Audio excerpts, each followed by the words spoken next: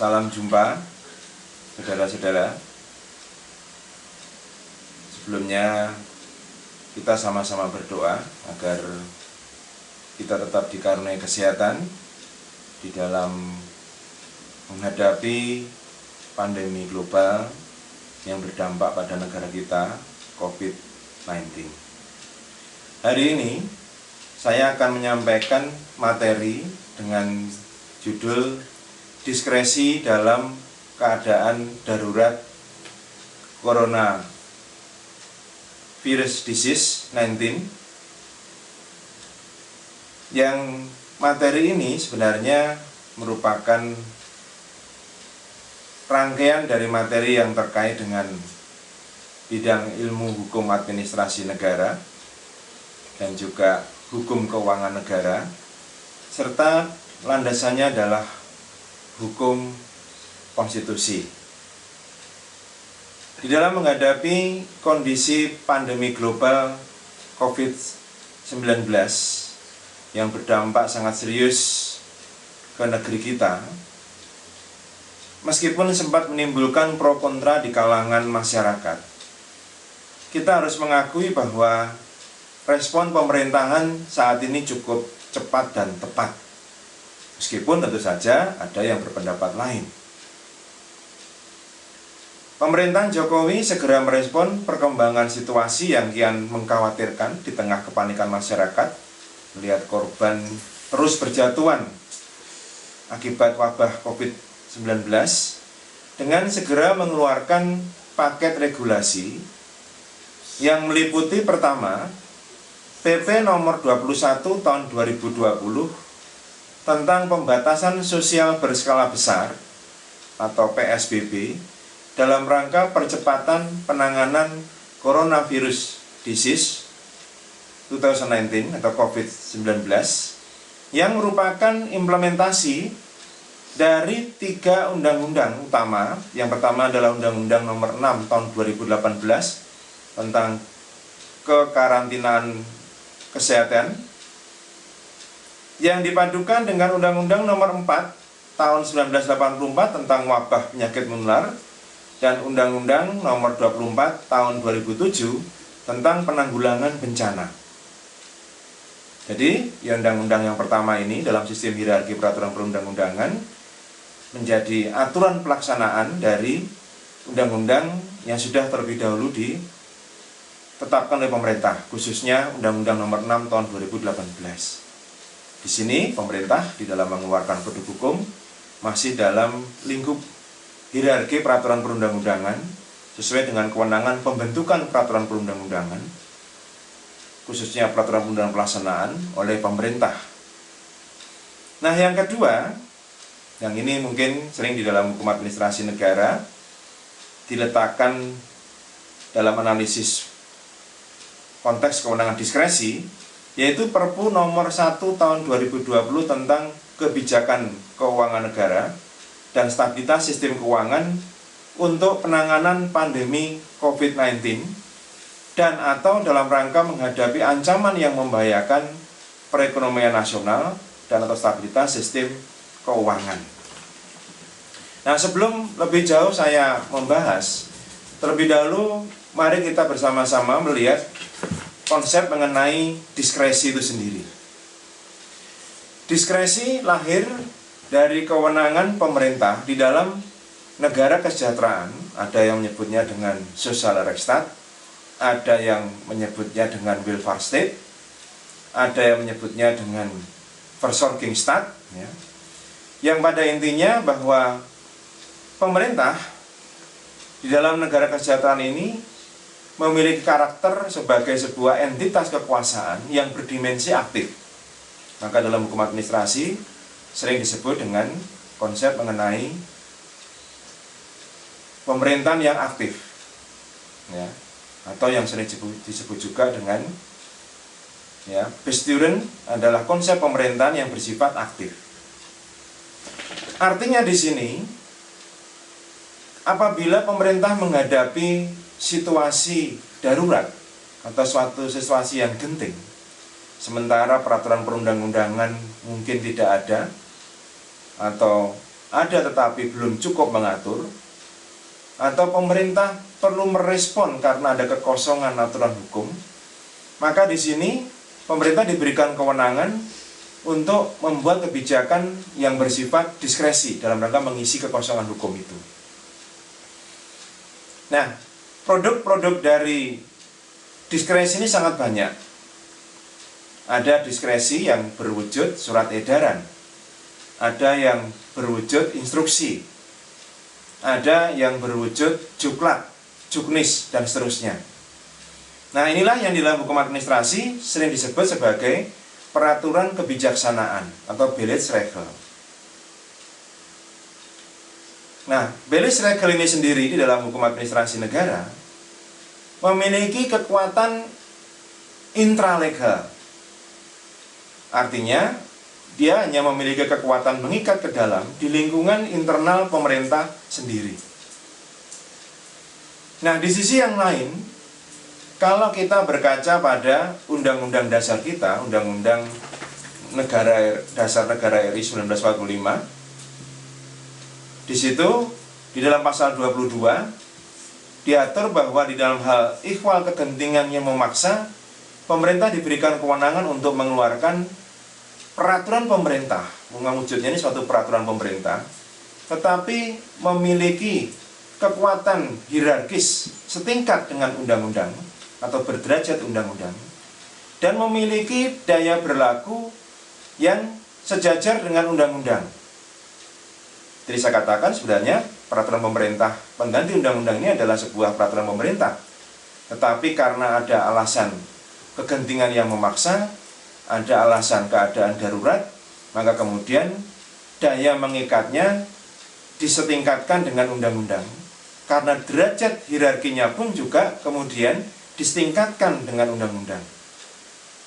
Nah, di sini kalau kita cermati, sebenarnya dasar kekuatannya ini adalah juga dasar kekuatan diskresi, tetapi sifatnya ekstralegal.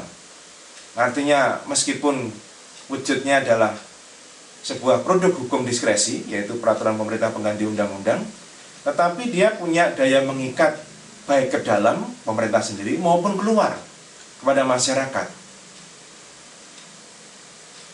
Nah, saudara, dengan kita melihat pada kewenangan diskresi ini, kita jadi memahami bahwa kedudukan dari peraturan pemerintah pengganti undang-undang yang dikeluarkan oleh pemerintah, dalam ini Presiden Jokowi, melalui Perpu nomor 1 tahun 2020, jelas secara yuridis konstitusional, kita dapat menemukan justifikasi konstitusionalnya. Dan kemudian dalam konteks hukum administrasi negara, juga memiliki landasan teoritis, yaitu kewenangan diskresi, atau yang juga disebut dengan discretionary power atau Freys Ermessen. Kita melihat setelah pemerintah mengeluarkan Perpu nomor 1 tahun 2020, di ranah konkret kemudian Presiden menetapkan Kepres RI nomor 11 tahun 2020 tentang penetapan keadaan kedaruratan masyarakat COVID-19 yang pada intinya menetapkan dua hal penting. Pertama, menyangkut objeknya, menetapkan COVID-19 sebagai jenis penyakit yang menimbulkan kedaruratan kesehatan masyarakat. Jadi yang pertama ini ditetapkan dulu objeknya sebagai sesuatu yang menimbulkan keadaan kedaruratan masyarakat. Ya. Saya ulangi, kedaruratan kesehatan masyarakat. Yang kedua, menyangkut keadaan faktual yang dihadapi, menetapkan kedaruratan kesehatan masyarakat COVID-19 di Indonesia yang wajib dilakukan upaya penanggulangan sesuai dengan ketentuan peraturan perundang-undangan. Berikutnya, mari kita lihat dalam konteks paket regulasi yang dikeluarkan pada saat ini. Paket regulasi dalam menghadapi situasi darurat saat ini sesungguhnya merupakan respon yang bisa dikatakan sebagai kebijakan yang mengambil jalan keluar yang strategis, namun terukur, disesuaikan dengan kondisi yang dihadapi di Indonesia saat ini, dengan landasan konstitusional, Undang-Undang Dasar Negara RI 1945, dan undang-undang yang dimiliki, khususnya Undang-Undang nomor 6 tahun 2018 tentang kekarantinaan kesehatan. Secara konstitusional dengan demikian, landasan kewenangan untuk menetapkan kebijakan dalam keadaan darurat ini merupakan derivat dari norma Undang-Undang Dasar Negara di 1945 yang terdapat pada pasal 5. Di situ mengatur mengenai executive power, kekuasaan pemerintahan, dan pasal 22 yang mengatur mengenai extraordinary power. Yang keduanya melekat pada presiden dalam sistem pemerintahan presidensial.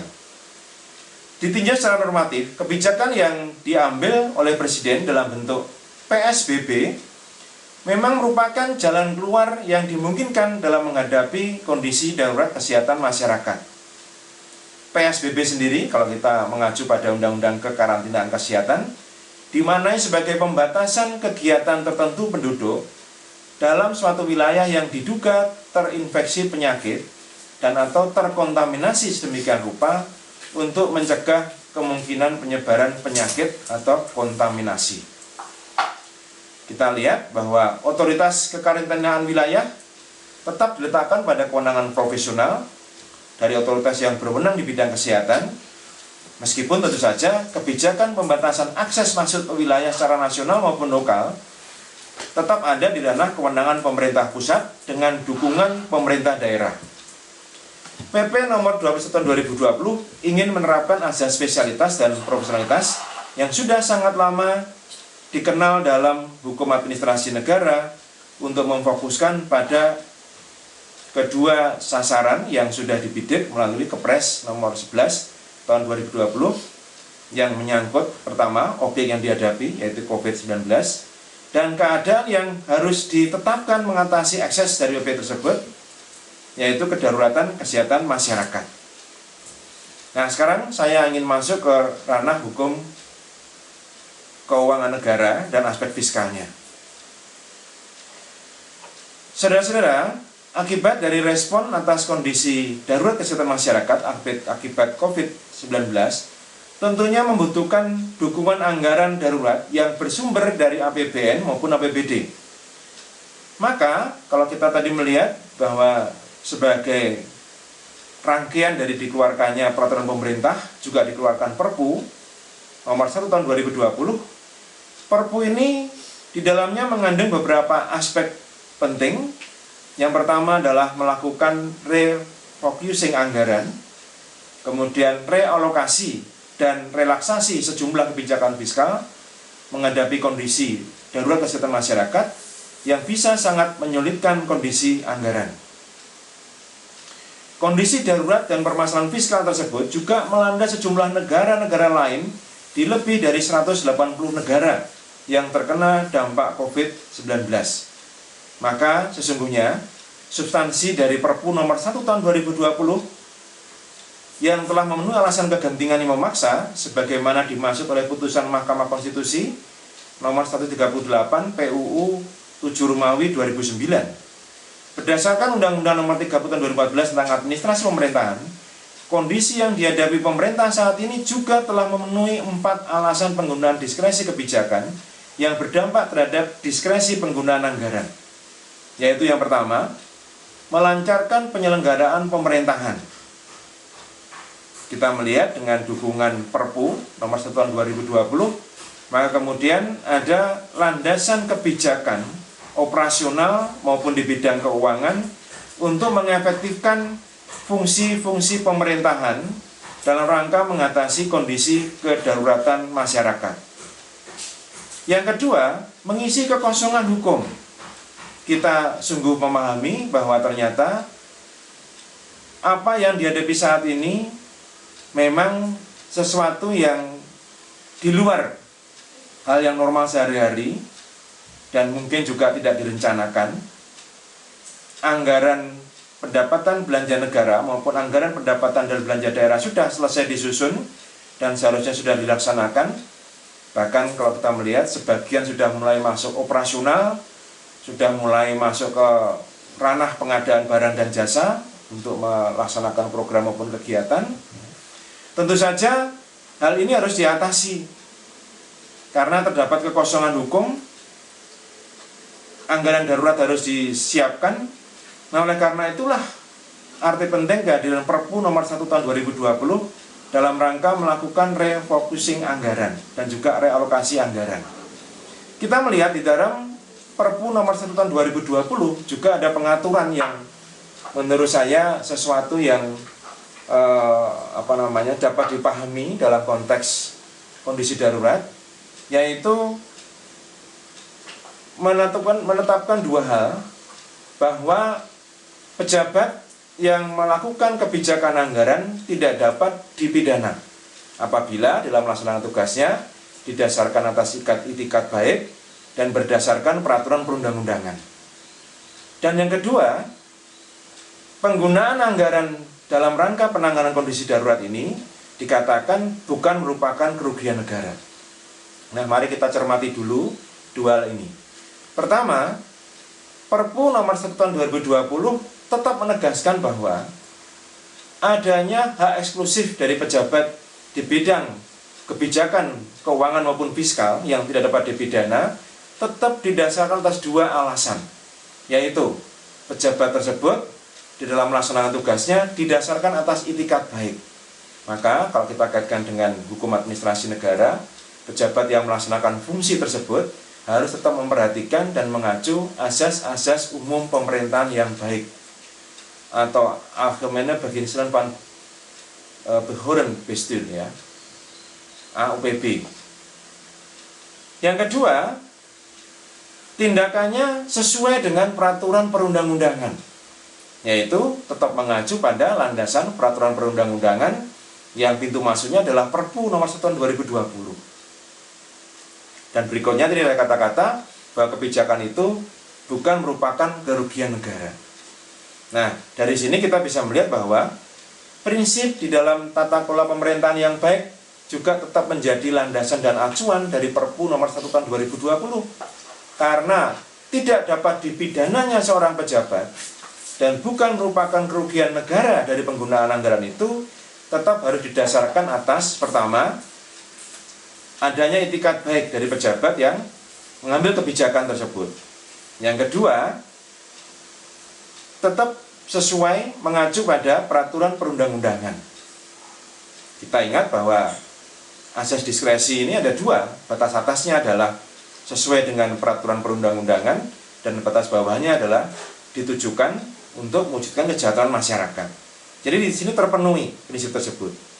Namun yang kedua yang memang kemudian bisa nanti menimbulkan perdebatan adalah soal bahwa kebijakan anggaran terkait dengan Perpu nomor 1 tahun 2020 bukan merupakan kerugian negara. Nah, ini yang harus sungguh-sungguh dicermati, karena kalau kita melihat Undang-Undang Dasar sendiri sudah menempatkan kewenangan atau fungsi auditif itu melekat pada BPK, Badan Pemeriksa Keuangan. Pada tingkat teknis operasional, pemerintah juga sudah membentuk BPKP maupun auditor internal atau pengawas internal. Bahkan juga ada akuntan publik. Nah, apakah kebijakan peraturan perundang-undangan yang melepaskan kebijakan anggaran dari kerugian negara ini sudah memenuhi konsep tata kelola penggunaan keuangan negara yang baik? Menurut pendapat saya, ini tetap dikaitkan dengan dua syarat tadi, bahwa pejabat mengambil tindakan berdasarkan itikat baik, dan yang kedua harus tahu memperhatikan peraturan perundang-undangan. Dan yang ketiga, dengan alasan ini juga sebenarnya kita juga, kalau kita kaitkan dengan kewenangan BPK maupun lembaga auditor yang lain, ya, tetap lembaga auditor yang lain tadi tetap bisa melaksanakan fungsi pengawasan, ya, artinya tetap dimungkinkan untuk dilakukan audit. Kita tahu bahwa audit keuangan itu ada beberapa macam, misalnya audit mengenai keuangannya sendiri, audit mengenai operasionalnya, audit kinerja, dan audit investigatif. Mungkin yang dimaksud di sini adalah supaya dikedepankan terlebih dahulu proses audit sebelum masuk ke audit investigatif. Karena apa? Memang kondisi yang dihadapi adalah kondisi yang sungguh darurat. Dalam kondisi darurat, pemerintah diberikan kewenangan untuk menggunakan tadi pasal 5 dan pasal 22. Di pasal 22, kewenangan ini merupakan kewenangan yang bersifat extraordinary. kewenangan dasar atas kegentingan yang memaksa.